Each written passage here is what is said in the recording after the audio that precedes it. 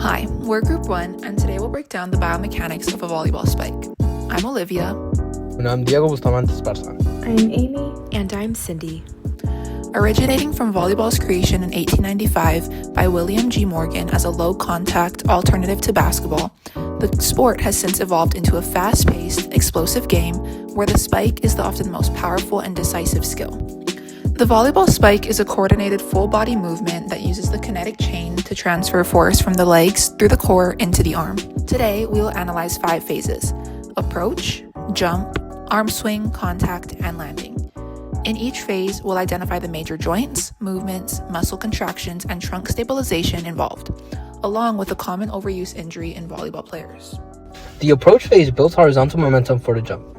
Starting at the hips, the acetibulofemoral joints alternate between flexion and extension. The knees flex and extend at the tibiofemoral joints to absorb and generate force, while the ankles dorsiflex during foot strike and plantar flex during push-up at the talocrural joints. The quadriceps concentrically extend the knees during propulsion, while the hamstrings eccentrically control deceleration during landing. The gluteus maximus concentrically extends the hip, and the gastrocnemius and soleus concentrically plantar flex the ankle. The tibialis anterior eccentrically controls dorsiflexion for stable foot placement. At the shoulders, the gluteohumeral joints swing through flexion and extension, while the scapula protract and retract for balance. Finally, the rectus abdominis, obliques, and erector spinae contract isometrically to stabilize the trunk as momentum transitions into vertical force. The jump phase converts horizontal momentum into vertical lift throughout triple extension, using the same joints in the approach phase. At the acetibulofemoral joints, the hips extend concentrically via the gluteus maximus. At the tibiofemoral joints, the knees extend concentrically via the quadriceps. At the talocrural joints, the ankles plantar flex concentrically via the gastrocnemius and soleus, completing triple extension. Simultaneously, the gluteohumeral joint, the shoulders flex concentrically driven by the deltoids and assisted by the latissimus dorsi. The scapula upwardly rotates to facilitate arm elevation and vertical momentum. At the intervertebral joints, the rectus abdominis and obliques stabilize the trunk isometrically, and the erector spina eccentrically controls trunk extension to maintain balance during takeoff. Cocking phase of the arm swing. The arm swing generates most of the spike's power. At the glenohumeral joint, the cocking phase places the shoulder into abduction, horizontal abduction, and external rotation. The infraspinatus and teres minor concentrically externally rotate the shoulder, while the posterior deltoid pulls the arm backwards. The supraspinatus stabilizes the humeral head isometrically. At the scapulothoracic articulation, trapezius and rhomboids concentrically retract the scapula, while serratus anterior assists controlled upward rotation for positioning and force storage. At the humeral ulnar joint, the elbow flexes concentrically via the biceps brachii and brachialis during the cocking phase. Then, it rapidly extends during acceleration through concentric triceps brachii contraction. During acceleration, the glenohumeral joint transitions into rapid internal rotation and horizontal adduction, driven concentrically by the pectoralis major, latissimus dorsi, anterior deltoid, and subscapularis to generate peak spike velocity. At the radiocarpal joint, flexor carpi radialis and flexor carpi ulnaris concentrically flex the wrist, and the pronator teres pronates the forearm to direct the ball. Force transfers through the kinetic chain from the legs and the core into the hand. The contact phase is the fastest and most forceful part of the spike. At the glenohumeral joint, rapid internal rotation and horizontal adduction occur. The pectoralis major and latissimus dorsi concentrically generate force, while the anterior deltoid assists shoulder flexion and acceleration. At the humero-ulnar joint, the triceps brachii concentrically extends the elbow at impact, contributing to peak hand velocity.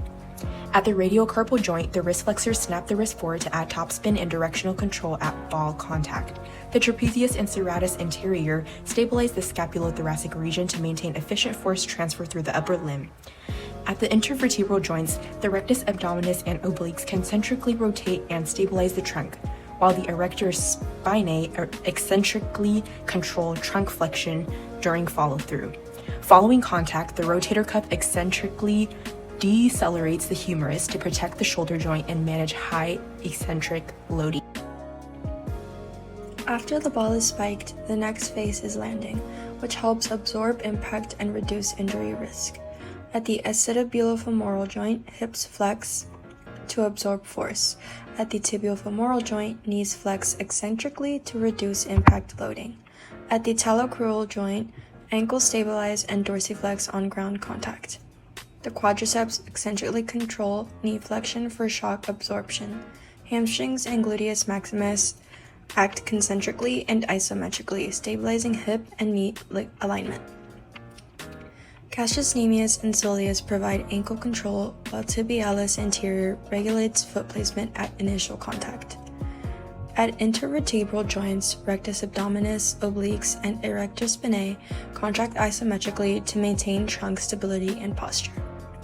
Glenohumeral and humeral ulnar joint assist with post-contact balance through upper limb positioning. Poor landing mechanics increase ACL and ligament stress. However, as we just learned, landing safely reduces injury risk through controlled joint flexion and coordinated muscle stabilization. A common volleyball injury is shoulder impingement syndrome with rotator cuff overuse. Repeated overhead spiking places stress on the shoulder during extreme external rotation in the cocking phase and rapid internal rotation during acceleration. Over time, this can compress the supraspinatus tendon and irritate the rotator cuff. The article Upper Limb Biomechanics during the volleyball swerve and spike explains how repetitive overhead motion increases stress during the shoulder during acceleration and follow-through. The review, Overuse in Volleyball Training Practice, links repetitive spiking and poor scapular control to chronic shoulder injuries. And a rehabilitation case study on supraspinatus impingement showed that rotator cuff strengthening and scapular stabilization can improve pain and restore function. Together, these studies show that overuse, weak scapular mechanics, and muscle imbalance can contribute to injury risk. Overall, the volleyball spike is a full-body movement that requires coordination and depends on timing, strength, and proper biomechanics. Every phase works together through a kinetic chain. Both concentric and eccentric muscle actions are essential for performance and safety. Understanding the anatomy behind the spike helps improve performance and reduce injury risk, especially in the shoulder.